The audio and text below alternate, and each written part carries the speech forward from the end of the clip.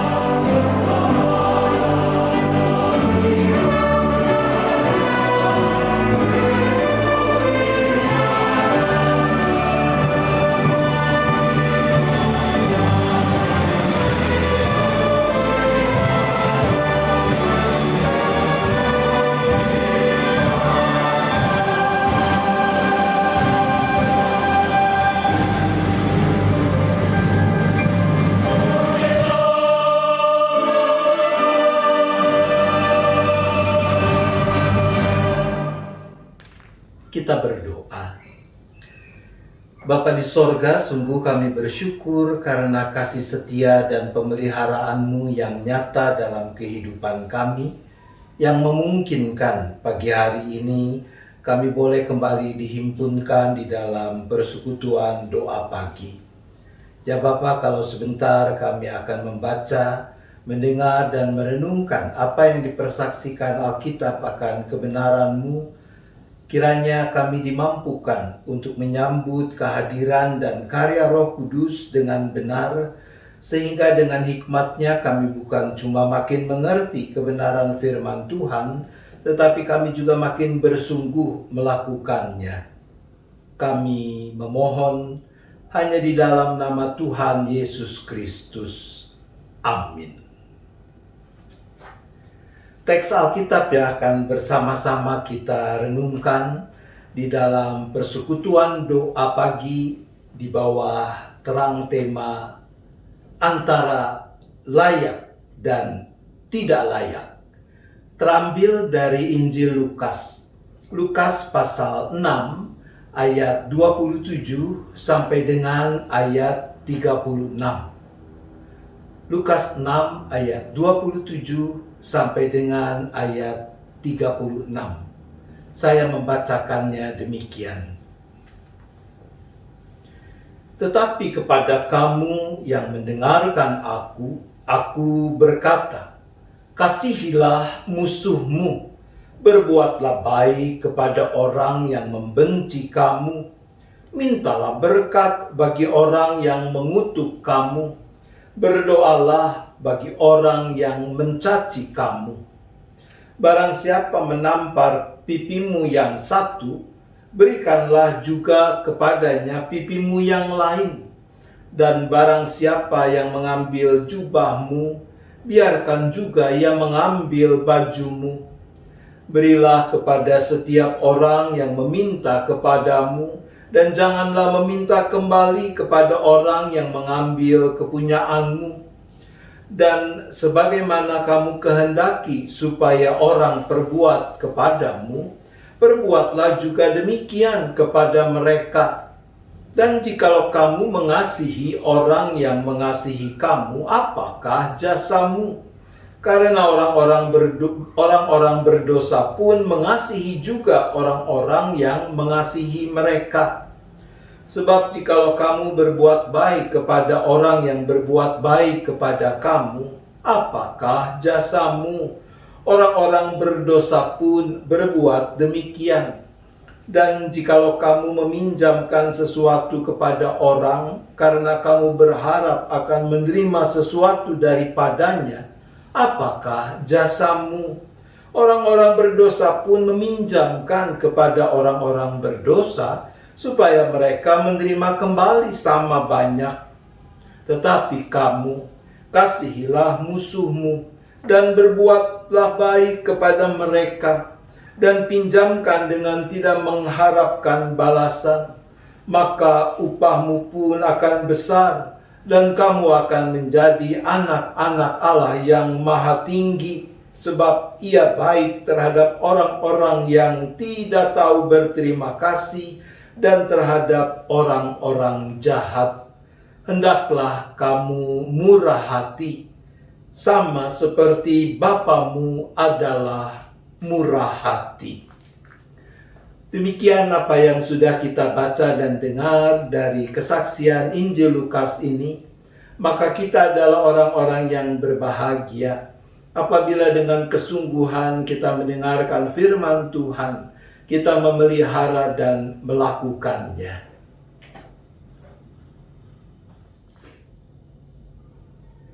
Saudara-saudaraku, selalu bisa terjadi bahwa ada orang yang menyakiti hati kita, entah di dalam keluarga, di tempat kerja, di masyarakat, bahkan juga di gereja. Keadaan menjadi makin tidak menyenangkan ketika kita merasa bahwa kita tidak bersalah, bahwa kita yang teraniaya, terzolimi. Misalnya, ketika atasan kita di kantor memperlakukan kita secara tidak adil, secara tidak baik, seperti yang dialami oleh seorang yang bernama Steve Smith yang membagikan renungannya di dalam salah satu buku renungan harian. Steve, dia bekerja di sebuah laboratorium. Hubungannya dengan direktur laboratorium itu kurang baik. Steve merasa direkturnya ini tidak menghargai dia. Setiap kali terjadi perbedaan pendapat, konflik di antara mereka makin runcing. Ternyata hubungan sang direktur dengan rekan-rekan kerja yang lain juga tidak baik. Ia sering bentrok dengan karyawan-karyawan lain di kantor itu. Akhirnya, setelah sekian tahun, sang direktur berhenti bekerja. Pada waktu orang itu mengemasi barang-barangnya, Steve sama sekali tidak tergerak untuk membantu. Steve berpikir bahwa mantan direkturnya itu tidak layak untuk dibantu karena sudah menyusahkan dan menyakiti dirinya. Saudaraku, bukankah itu juga yang suka dipersepsikan oleh sebagian orang, bahwa ada orang-orang yang tidak layak untuk mendapatkan belas kasihan karena mereka sudah menjahatiku? Kalau mereka lalu mengalami sesuatu yang buruk, ya sudah pantas-pantasnya, itu memang layak mereka terima. Lalu Steve melihat ada seorang rekan kerja yang ia tahu beragama Kristen, tapi juga yang pernah mengalami hubungan yang tidak baik dengan direktur ini, mulai membantu mantan direktur ini berkemas. Steve tercengang. Dia berpikir, apa yang sudah dilakukan mantan direktur ini sehingga ia layak mendapatkan kebaikan itu? Pertanyaan itu membuat Steve merenung dan bertanya pada diri sendiri, apa yang sudah kulakukan yang membuat aku layak menerima anugerah keselamatan dari Tuhan? Ia teringat pada tokoh-tokoh Alkitab dan bagaimana Tuhan memperlakukan mereka. Seperti Petrus yang berulang kali menyangkal Yesus, namun toh Yesus tetap bersedia menerima, mengampuni dia. Yesus tidak cuma mengajarkan hal-hal yang baik, kebajikan yang memuat nilai yang luhur, tapi Yesus mempraktikkan apa yang ia ajarkan. Kasihilah musuhmu, berbuatlah baik kepada orang-orang yang membenci kamu, mintalah berkat bagi orang yang mengutuk kamu, berdoalah bagi orang yang mencaci kamu.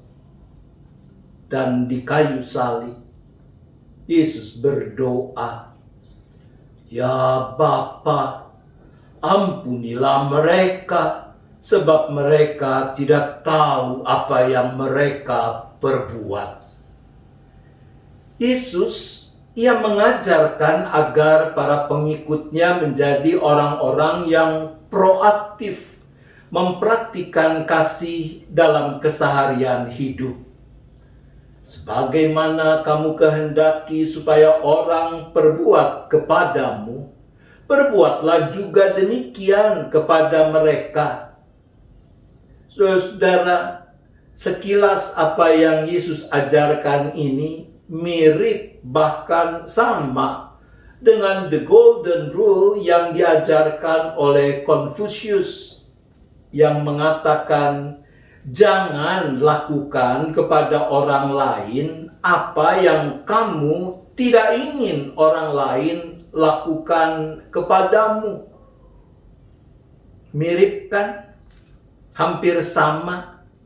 Tapi kalau dicermati, sangatlah berbeda. The golden rule yang diajarkan Confucius bersifat pasif. Sementara yang diajarkan Yesus bersifat aktif, bahkan proaktif. Jikalau kamu mengasihi orang yang mengasihi kamu, apakah jasamu? Karena orang-orang berdosa pun mengasihi juga orang-orang yang mengasihi mereka. Jikalau kamu berbuat baik kepada orang yang berbuat baik kepada kamu, apakah jasamu? Orang-orang berdosa pun berbuat demikian. Saudara, jangan pernah lupa, Yesus mengasihi kita bukan karena ada sesuatu dari diri kita yang membuat kita layak dikasihinya. Maka itu juga yang Yesus ingin kita lakukan. Mengasihi orang lain bukan karena ada sesuatu dari diri mereka yang membuat mereka layak kita kasihi. Jikalau kamu meminjamkan sesuatu kepada orang lain karena kamu berharap akan menerima sesuatu daripadanya, apakah jasamu? Orang-orang berdosa pun meminjamkan kepada orang-orang berdosa supaya mereka menerima kembali sama banyak. Tetapi kamu kasihilah musuhmu dan berbuatlah baik kepada mereka, dan pinjamkan dengan tidak mengharapkan balasan. Saudara-saudaraku, hanya satu alasan kenapa kita mau melakukan semua itu, yaitu karena kita telah menjadi anak-anak Allah. Dan Allah kita di dalam Yesus Kristus adalah Bapa yang murah hati. Maka upahmu akan besar dan kamu akan menjadi anak-anak Allah yang maha tinggi, sebab Ia baik terhadap orang-orang yang tidak tahu berterima kasih dan terhadap orang-orang jahat. Hendaklah kamu murah hati sama seperti Bapamu adalah murah hati. Permenungan yang dilakukannya itu membawa Steve kembali pada pertanyaan, apa yang telah kulakukan? Apa yang ada pada diriku yang membuatku layak mendapat anugerah dan pengampunan Allah? Tidak ada. Jadi mengapa aku bertanya, layakkah mantan direkturku itu menerima kebaikanku? Steve pun bangkit dari kursinya dan dengan senyum tulus membantu mantan direkturnya berkemas. Selamat, bermurah hati, berbuat baik, karena Allah Bapa kita adalah Bapa yang baik dan murah hati. Amin. Mari kita berdoa. Bapa di sorga, ampuni kami kalau di sana sini kami suka memilih-milih tentang siapa yang layak dan siapa yang tidak layak untuk kami kasihi. Siapa yang layak dan siapa yang tidak layak menerima belas kasihan kami. Pagi ini kami diingatkan lagi apa yang Tuhan kehendaki, seperti yang Yesus telah praktikkan. Kami tahu itu sangat sulit untuk kami wujud nyatakan. Tetapi kami juga sadar, kalau Tuhan menghendaki kami melakukannya, maka itu bukan sesuatu yang mustahil, asalkan kami mau sungguh-sungguh mengandalkan kekuatan dan kasih Allah menguasai diri kami. Maka jadikanlah kami orang-orang yang suka menaruh belas kasihan seperti Yesus. Orang-orang yang dipenuhi dengan kemurahan hati seperti Allah Bapa di sorga. Kiranya Roh Kudus menolong kami. Dengan kerinduan itulah Bapa kami berdoa bagi bangsa dan negara di mana Tuhan hadirkan kami sebagai bagiannya. Kiranya kehadiran kami dan segenap anak-anak Tuhan dimanapun juga berada di negeri ini, sungguh-sungguh boleh mempersaksikan kemurahan hati Allah, belas kasihan Kristus yang juga mendorong orang-orang mau bersama-sama membangun kehidupan yang dikuasai oleh belas kasihan dan kemurahan hati, di mana setiap orang mau saling menopang, mau saling membantu, melengkapi di dalam menjalani kehidupan ini. Terlebih di masa pandemi, ketika ada banyak orang yang mengalami kesesakan hidup, baik yang terdampak langsung oleh penyakit COVID-19 ataupun yang terdampak tidak langsung, yaitu mengena pada sumber penghidupan, mata pencaharian yang menjadi makin sulit untuk cukup banyak orang.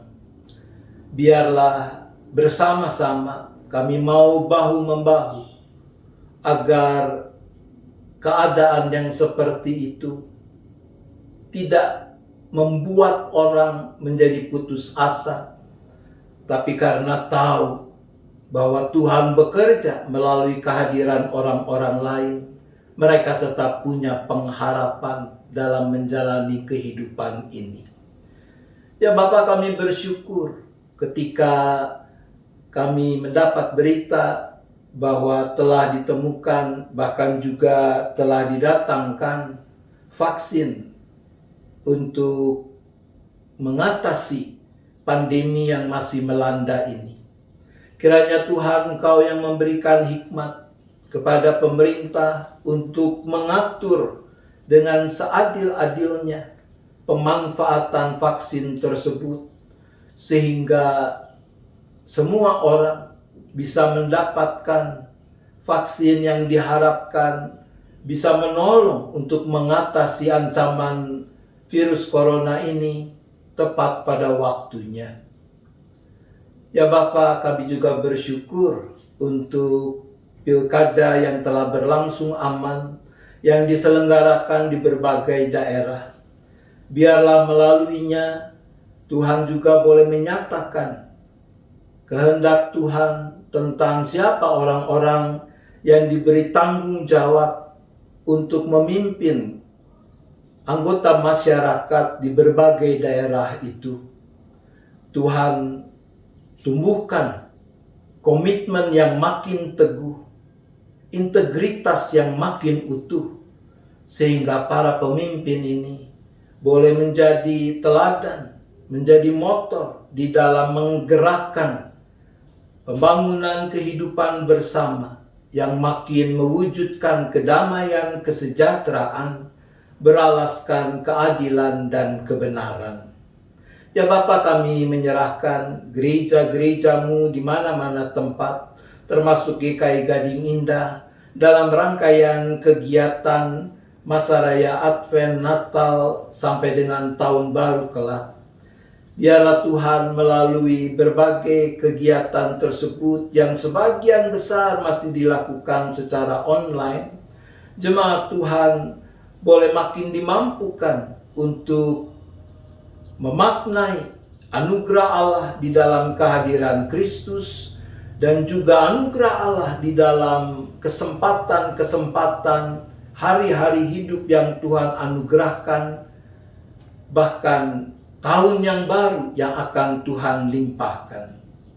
Terima kasih ya Bapa, kami berdoa hanya di dalam nama Tuhan Yesus Kristus. Amin. Mari kita menyanyikan lagu penutup, Ku heran Allah mau memberi. Kidung Jemaat 387.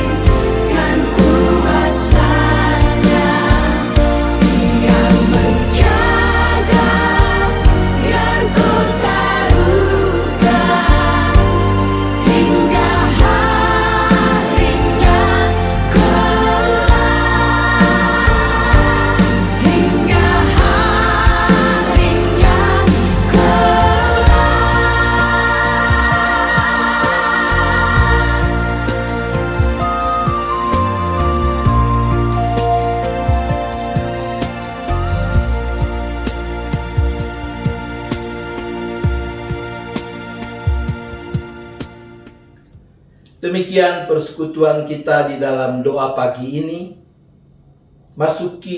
Jalani kehidupanmu sepanjang hari yang baru dengan mengingat panggilan Tuhan, agar kita mau bermurah hati karena Allah Bapa kita murah hati. Arahkan hati saudara pada Tuhan, terimalah berkat-Nya. Kasih Allah Bapa, kasih karunia Tuhan Yesus Kristus dan persekutuan Roh Kudus besertalah dengan saudara sekalian sampai selama-lamanya.